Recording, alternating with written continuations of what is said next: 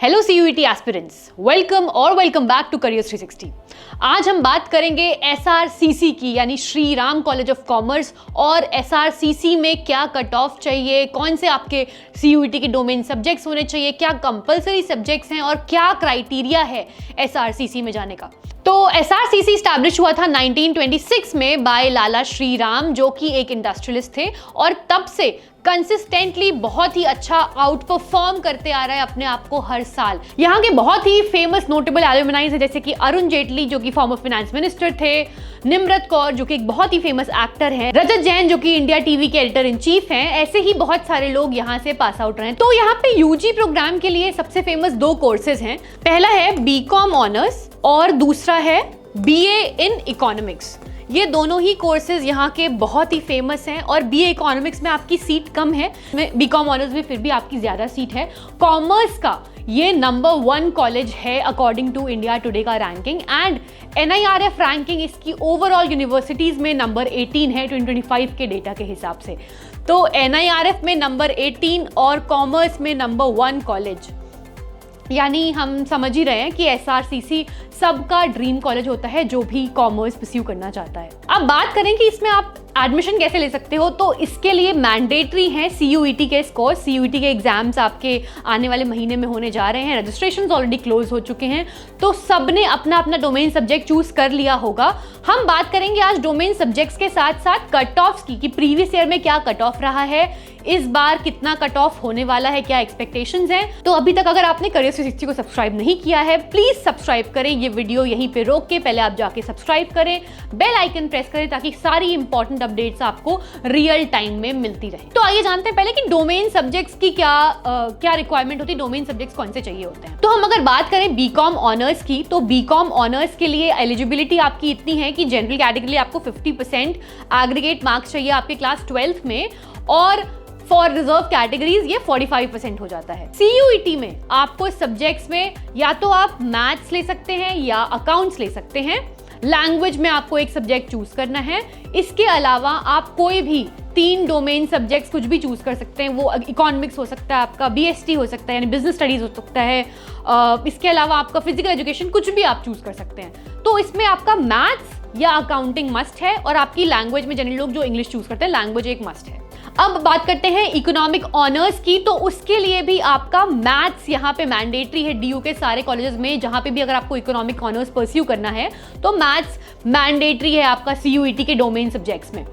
Maths के साथ साथ आप कोई भी कॉम्बिनेशन सब्जेक्ट्स, तीनों सब्जेक्ट्स में से कुछ भी चूज कर सकते हैं। मेक श्योर के लिस्ट 1 में से कोई एक सब्जेक्ट एटलीस्ट जरूर से जरूर चूज करें। इकोनॉमिक्स यहाँ पे आपका मैंडेटरी नहीं है, बट अच्छा होगा, आपके लिए बेनिफिशियल होगा अगर आप इकोनॉमिक्स भी चूज कर सकें। जनरली डोमेन सब्जेक्ट्स जो लोग चूज करते हैं वो आपके क्लास 12th 11 12th में जो सब्जेक्ट्स रहे हैं उसके अकॉर्डिंग ही चूज करते हैं। जैसे कि अगर आपका PCM होता है तो PCM के आप सब्जेक्ट्स चूज कर सकते हैं, फिजिक्स, केमिस्ट्री, बायोलॉजी, या फिर अगर आपका कॉमर्स होता है तो आप अकाउंट्स, इकोनॉमिक्स, BST चूज कर सकते हैं। आर्ट्स के हिसाब से आर्ट्स के सब्जेक्ट्स चूज कर सकते हैं, बट मैथ्स यहाँ पे आपका मैंडेटरी है, इस बात का खास ख्याल रखिए। तो आइए बात करते हैं कट ऑफ पे, कि पिछले साल 2025 में क्या कट ऑफ रहा है, इस साल क्या एक्सपेक्टेशंस हैं कट ऑफ की। तो ये दोनों कोर्सेज हैं BCom honours and BA economics honours. इसका 2025 का जो कट ऑफ रहा है वो गया है 917 for BCom honours, and for BA economic honours it was 908। 2025 में राउंड 1 में जो कट ऑफ गया है वो अनरिजर्व्ड कैटेगरी के लिए 917.43 गया है, OBC के लिए 849.42, SC के लिए 792.48, शेड्यूल्ड ट्राइब्स के लिए 747.51 and for EWS 874.121। For PWD it was 726.88।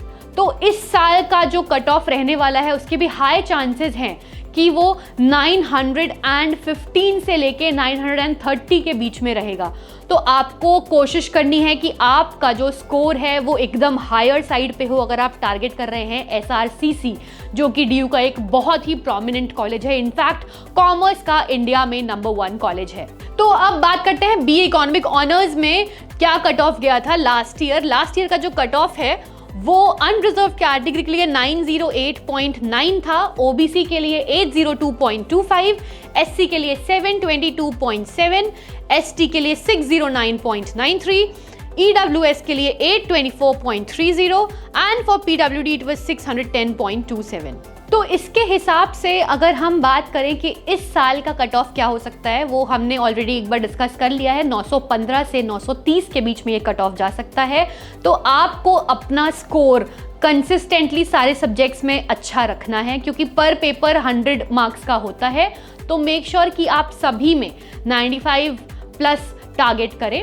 और एक बहुत इंपॉर्टेंट बात मैं आपको यहाँ बताना चाहती हूँ कि जो आपका 12th का बोर्ड का रिजल्ट होता है उसकी भी यहाँ पे वैल्यू होती है, क्योंकि अगर रैंक डिसाइड करनी होती है, दो लोगों के सेम मार्क्स होते हैं, तो जिसका हायर मार्क्स होता है, जिसकी हायर परसेंटेज होती है 12th क्लास में, वो परसेंटेज उसको ज़्यादा रैंक मिलती है, उसकी रैंक हाई होती है।